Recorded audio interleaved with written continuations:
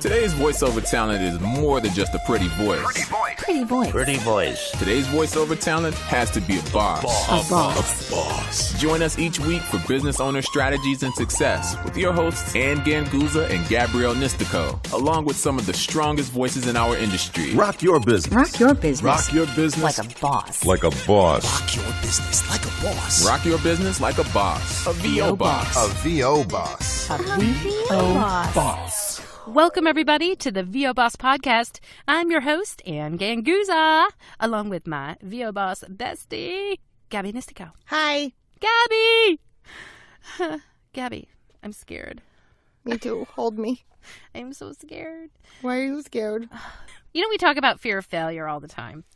Yeah. And that's like everybody's like, oh, yeah, fear of failure. I have a fear of failure. But how many times do you actually think about you have a fear of success? I never thought that I had a fear of success. Not me. You know what I mean? It was always like, I'm confident, I'm strong.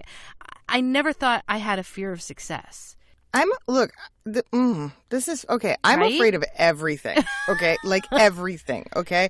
I was explaining to somebody the other day how the way my brain works is that, right, everything can be fine, okay, stable. If one thing goes wrong, I don't go from like A to B to C to D. No, I go from A to Z. I go right to like the catastrophic, cataclysmic Fetal position, crying. End. Yeah. And I have this tendency of doing that, and I skip the middle, right? And Wow. okay, so this is why I'm in therapy, and because that middle is really important, because you can't, But fear of success. Yeah, that's a twist, Gabby. Elaborate. Okay, so it's fear of failure. I think it's very logical, right? You're like, oh, I did something, it didn't work, I lost money, whatever happened. I had a great idea, nobody liked it. Sucks to be me, kind of thing, right? Right. But fear of success, I think, is a twist on fear of failure in a way that, if you are afraid of growing, I think it's almost something that stops you from growing. So you can have a certain level of success and you can say, you know what, I'm really proud. I accomplished this. I have been in voiceover for, 12, 14 years, and I have reached a certain level of success that I can be proud of. However, there is another level where you refuse to allow yourself to think about, well, what's next, or what sort of other things can you accomplish? If you've come this far, I think there's kind of a level of, oh, I'm happy, I'm satisfied, and you stay there. Well, I think the fear of success prevents you from thinking of ideas or trying things that would help you to succeed even further, because, oh my God, there's an even bigger risk of failure. This is fascinating. So is fear of success Complacency? Is it laziness? Yeah. Is it laziness? Is it complacency? Laziness. I think it's complacency. I don't think it's laziness. Or is it? I don't know, but that's what I'm saying. Is that not, glass half full, glass half empty? I don't know. I think for me it's complacency. And one thing that I learned, oh, gosh, when I was in the corporate world. Okay, so I worked in the corporate world. I did very well for myself. I was very happy, and I was, I thought I had it. I had it all, right? It was one of those things, had a great job, making good money. And as the years rolled on, and every year I kind of had I was very fortunate. It was just before the crash of 2008 where, I got a raise every year, and I was pretty stable in my job. And so I had gotten to a level of, okay, expecting that. And so I didn't really, after a while, look any further to grow. I mean, I always wanted to grow. I could never really be happy doing the same thing over and over again. But I never really looked at where else I could possibly be. So I don't think I truly felt it until I made the leap from corporate to full-time VO. And when I did that, that was just such a humongous leap where because I had been complacent for too long in my corporate job. And I realized after a while I think it was physically making me ill, Gabby. I was like, okay, I know I'm going to get my raise next year, and I know I'm going to stay here, and I keep getting moved into different positions, theoretically higher up the chain, where I became like a director, manager kind of thing. And then I was like, okay, but I'm not really happy doing this. This is kind of like, it's not my thing. I don't really love it. I'd rather just be in there getting my hands dirty and solving people's problems. And it got to that point where I didn't think next until I made the leap, right? Of what's next for Anne? What is next for Anne? And it had become just a predictable, kind of a stable thing, which was really good in a way, but really bad in a way, because I realized it wasn't making me happy. So I made that leap. And then I was like, now what did I do? Wow, you just cursed. I Good know, for you. I know. Unprompted. I know. Wow. And I was like, now what do I do? Right? And I was like, well, I got to do something, because I literally just gave up this really safe, cushy, secure job. And now what? What do I do now? Ultimately now, in building up a business, I get to certain levels of success and I stay there for a minute and I'm like, I have succeeded in this. I have done this. I have succeeded at this. And then I sit there. And I think that's where the next move is, where I feel the fear. So I think in one way, Gabby, the fear of moving forward and growing bigger requires a much bigger investment. A bigger investment of my brain, my work efforts, and my pocket, my financial right? And that's what I think is where the scary part comes, because with a bigger success becomes bigger risks and bigger chances that it won't work out. And I think that's the fear of success I talk about. Okay. So, I mean, it is still, in a way, it's kind of fear of failure, but it's fear of failure with a different spin or a different angle. Mm-hmm. This makes a ton of sense to me, because I've worked for people like that. I've met countless entrepreneurs and business owners where, I'm not trying to like pass judgment on somebody's business, but sometimes you see what somebody's doing and you go, oh man, if you did this, that could be so much better, so much more efficient, so much faster, whatever it is. And there is a pushback. I've seen a lot of hesitation. I see it a lot with innovating, right? With technology. And some people will see it and go, oh, it's a fear of the tech. And I go, maybe not. What if what you're saying here applies? What if it's a fear of, if we do this faster and more efficiently, we're going to have more business than we can handle? Oh, goodness. I think also it's the fear of the unknown. Like, maybe you don't have a clear vision of what could be next, right? If you try this particular avenue, or you invest your money here and you say, you know what, let's try. And I'll give a brief example. In any kind of entrepreneurship, let's try a membership, right? Let's try doing something this way, or let's try hosting a webinar. And that sort of thing is very scary for people that are just getting into, or are at least experiencing some type of success already. And so maybe they want to grow and expand, but they're not quite sure what to do. And so they're going to say, all right, maybe I'll try this. And it could be a complete flop. And that's where they have to invest their time. They have to invest their heart and their passion. And I think that it's a fear of, well, what happens when I do succeed? And then what happens when I do succeed at that? Because when I succeed at that, then it's going to require more staff, or it's going to require more of my energy. And I may not have that if I want to do X or Y or Z. I don't know. I wonder if either I'm not wired this way, or maybe I just don't realize that I am, and I have to kind of soul search this one. Because I mean, I look around just in my booth and I go, I see lots of examples of failure, like right here in the place where I make the majority of my money. I see all these little things that I go, oh yeah, well, I gave that a shot. That didn't really work out the way I was hoping, but I don't know. I just don't see them as failures, or I think I'm one of those, I just sort of look before I leap a little bit. And I go, well, let's see what happens.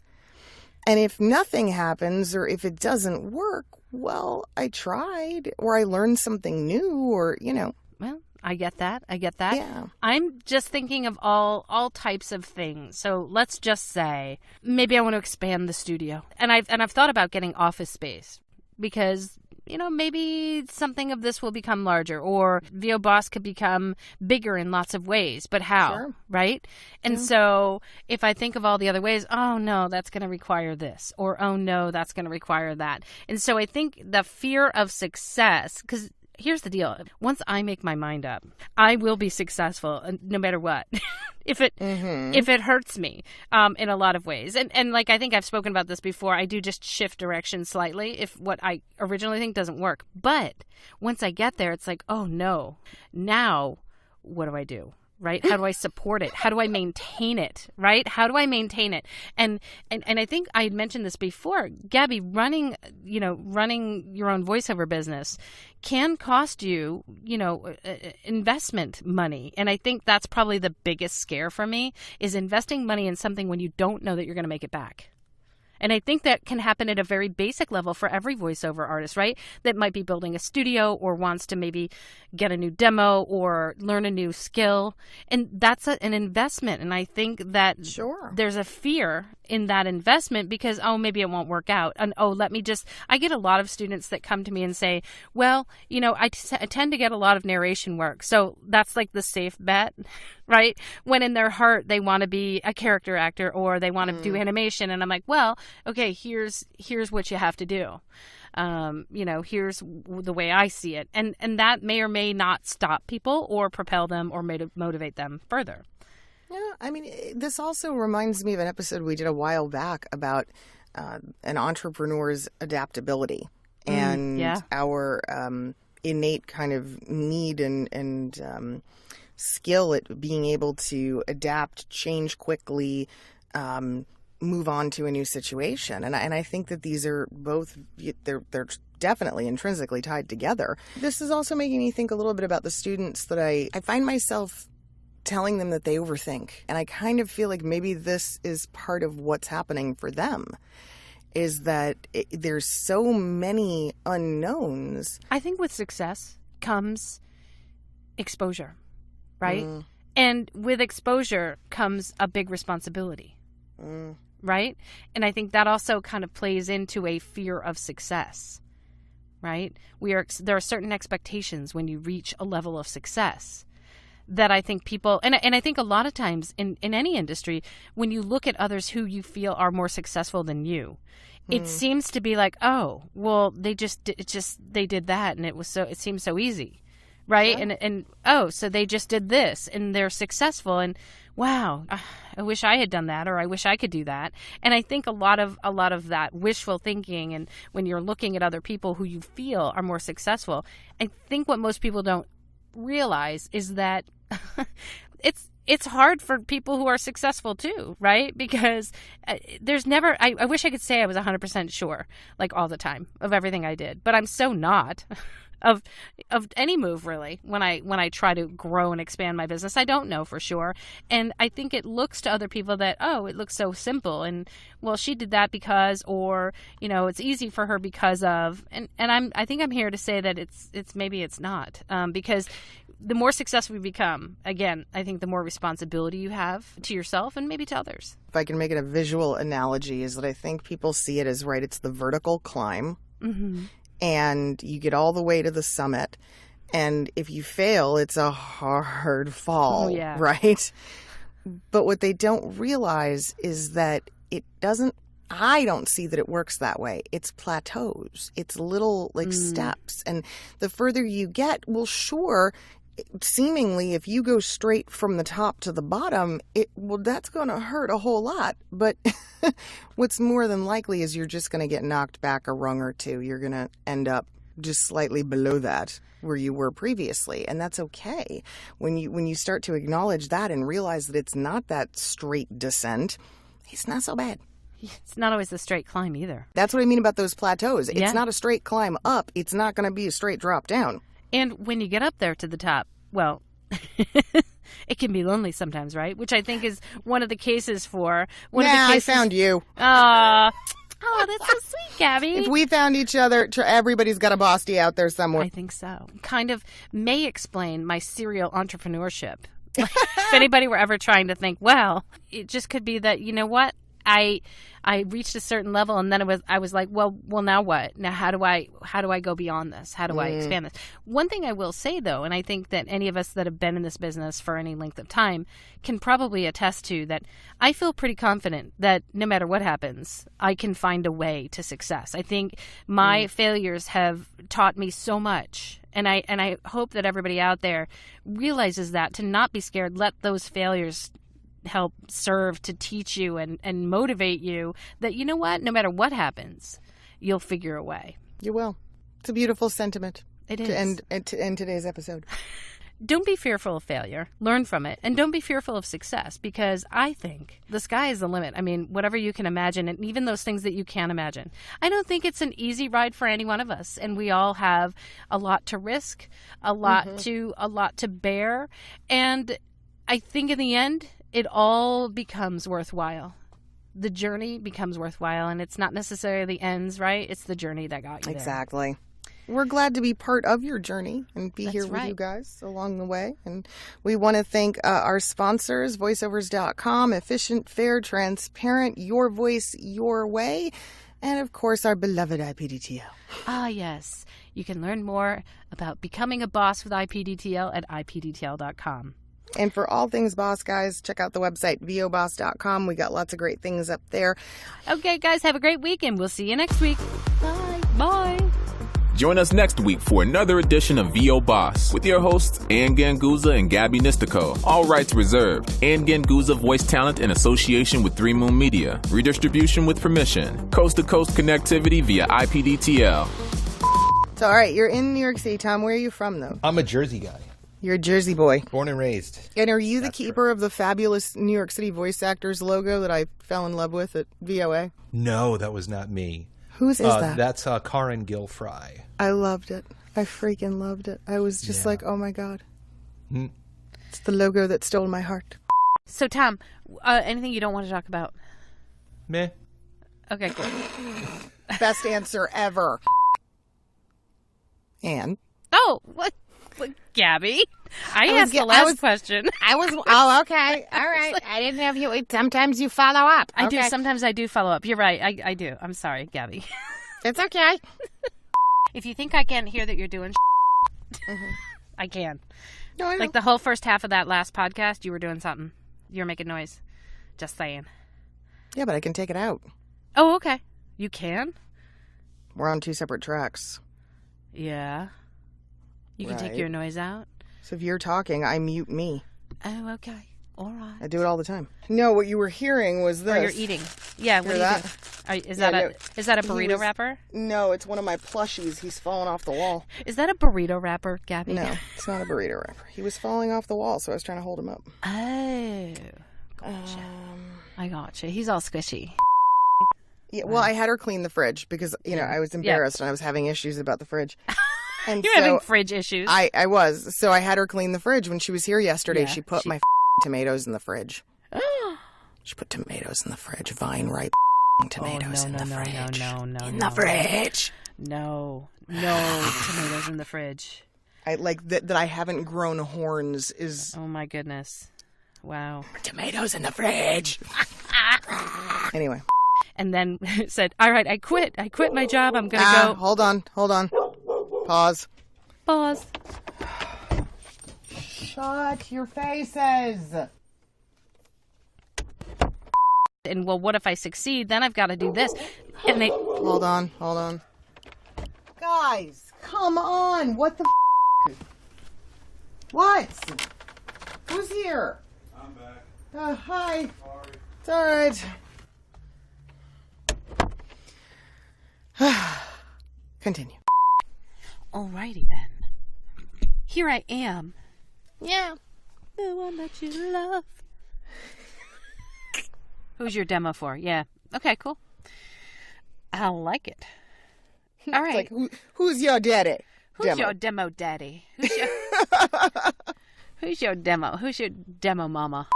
I'm Ann Ganguzza, along with my lovely co-host Gabby Nistico, Nasty Blah, Gabby Nasty Gibby Gibby So, Gabby Dibba. Nabby Gistico. Dabba dibba. Outtake. Hey everybody, welcome to the VO Boss Podcast. I'm your host, Ann Ganguzza, with my wonderful co-host, Gabby Nistico. Hi, Oh my God. Ann. What are you I screwed up your doing? name. What are you Screwed up your doing? name. Hi. Gabby, I'm super excited today because we have a special guest and somebody who is one of my colleagues. What's wrong with me? Somebody that is a dear colleague and friend of mine as well as yours. It's going to be a good talk because already we've had to restart this podcast maybe 3 times due to technical difficulties and mouth difficulties for me. I think the topic that I really that we're going to talk about is going to be fantastic today. Gabby, just to let you know, I stopped and restarted my recording 100 times, so you will have outtakes.